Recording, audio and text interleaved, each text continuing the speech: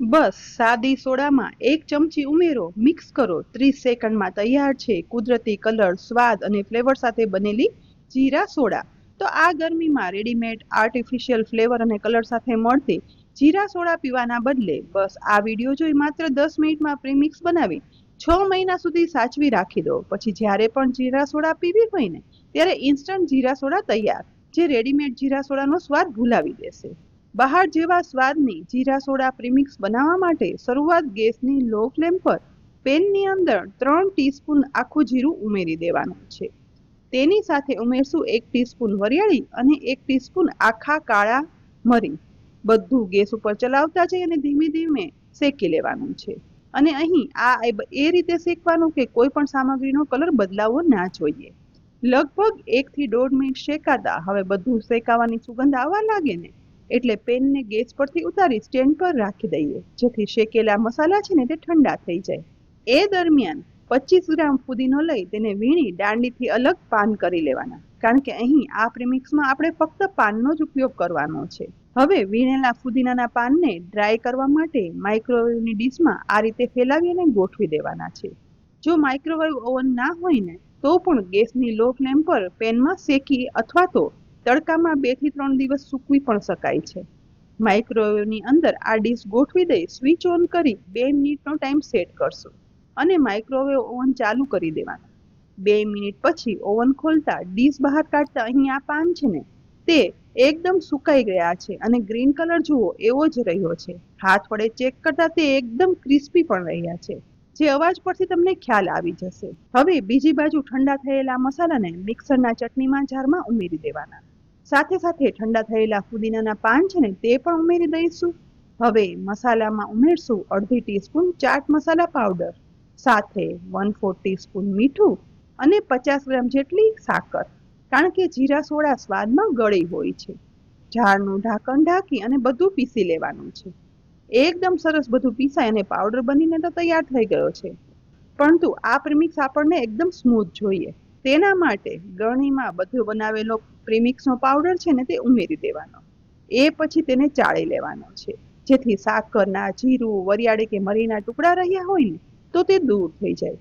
જુઓ અહીં ચાળતા ન ચડાયેલા ટુકડા છે ને તે અલગ કરી લેવાના, જે કોઈ પણ દાળ શાકમાં ઉપયોગ કરી શકાય છે. નીચે તરફ ચાળેલું એકદમ સ્મૂથ જીરા પ્રીમિક્સ તૈયાર છે. તો કાચના એરટાઇટ કન્ટેનર લઈ જે સાવ કોરું હોય ને તેવું લેવાનું. તેની અંદર ધીમે ધીમે કરી અને આ પ્રીમિક્સ ભરી લેવાનું. આ જીરા સોડા પ્રીમિક્સ બનાવી અને રાખી દો ને તો 6 મહિના સુધી નોર્મલ રૂમ ટેમ્પરેચર પર સારું રહે છે. ફ્રીજમાં રાખવાની પણ જરૂર નથી. ફક્ત ઢાંકણ ઢાંકી અને એરટાઇટ બંધ કરવાનું, જેથી તે ડાયરેક્ટ હવાના કે તડકાના સંપર્કમાં ના આવે. બસ હવે જીરા સોડાના બનેલા આ પ્રીમિક્સમાંથી જીરા સોડા બનાવી તો સાવ સહેલી. અહીં ગ્લાસ લઈ લઈશું અને બનાવેલું જીરા સોડાનું પ્રીમિક્સ છે ને તે અડધી ચમચી બંને ગ્લાસમાં ઉમેરી દેવાનું છે. તેમાં ઉપરથી માત્ર થોડો એવો લીંબુનો રસ ઉમેરવાનો. અહીં 2 ગ્લાસમાં અમે ટોટલ અડધાથી પણ ઓછું લીંબુ ઉમેરેલું છે. લીંબુ ના ઉમેરો ને તો પણ ચાલે.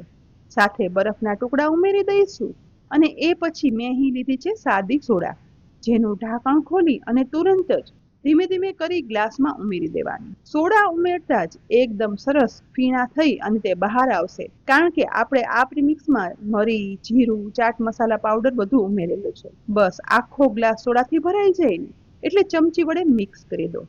નેચરલ કલર, ફ્લેવર અને સ્વાદ સાથે જીરા સોડા ઇન્સ્ટન્ટ બની અને તૈયાર છે. તો છે ને જીરા સોડા ઘરે બનાવવાની એકદમ સહેલી રીત. હા, ઘરે જ બનાવેલા જીરા પ્રીમિક્સ સાથે બનેલી આ જીરા સોડાનો કલર છે ને તે બહાર મળતી જીરા સોડા કરતાં અલગ આવશે, કારણ કે અહીં આપણે કોઈ પણ પ્રકારનો આર્ટિફિશિયલ કલર નથી ઉમેરેલો. જ્યારે બહારની રેડીમેડ સોડાની અંદર કલર ઉમેરવામાં આવે છે, માટે તેનો કલર જુદો હોય છે. પરંતુ સ્વાદ તો બસ એવો જ. બહારની જીરા સોડાનો સ્વાદ પણ ભૂલી જાવ ને એટલો ટેસ્ટી. તો પાચન માટે ઉત્તમ અને ઠંડક આપનારી આ જીરા સોડાનું પ્રીમિક્સ આજે જ બનાવી અને રાખી દો, અને પછી મન થાય ને ત્યારે બનાવી અને પીવું. એકવાર આ રીતે જીરા સોડાનું ઘરે પ્રીમિક્સ બનાવી લેશો ને પછી બહારની જીરા સોડા તો ચોક્કસ ભૂલી જશો. તો ફ્રેન્ડ્સ, આ રેસીપી તમને કેવી લાગી? ચોક્કસથી બનાવી અને જીરા સોડાનો આનંદ ઘરે ગમે ત્યારે લેજો. રેસીપી ગમી હોય ને તો રેસીપીના આ વિડીયોને લાઇક કરી અને શેર કરી દેજો. સાથે જ અમારી યુટ્યુબ ચેનલ સબસ્ક્રાઇબ કરી અમારા ફેસબુક પેજને લાઇક કરી અને ફોલો કરી લેજો, જેથી આવી અનેક ઉપયોગી રેસીપીના અપડેટ્સ તમને તુરંત જ મળે. આવતીકાલે ફરી મળશું એક નવી રેસીપી સાથે. ત્યાં સુધી આવજો.